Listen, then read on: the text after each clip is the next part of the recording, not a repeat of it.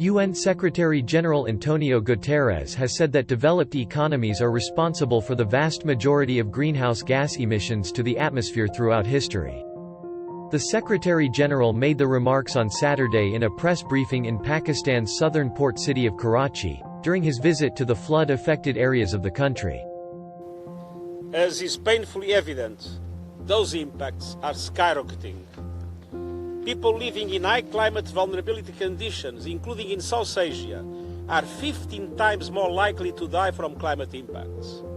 Nearly half of humanity is now in this category, the overwhelming majority in the developing world.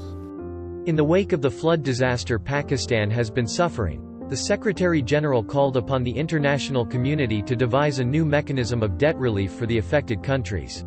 He further advocated a debt swap mechanism that a country, instead of paying debt to the creditors, should be able to use that money to invest in climate resilience, sustainable infrastructure and in the green transition of their economies. I also want to take profit to thank all those donors that have started to support Pakistan in this terrible hour. The needs are enormous, and I urge massive and urgent financial support for Pakistan.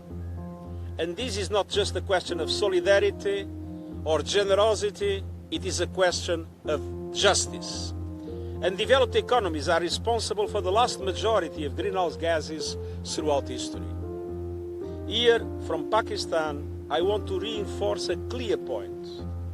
Wealthier countries are morally responsible for helping developing countries like Pakistan to recover from disasters like this and to adapt, to build resilience to climate impacts that unfortunately will be repeated in the future.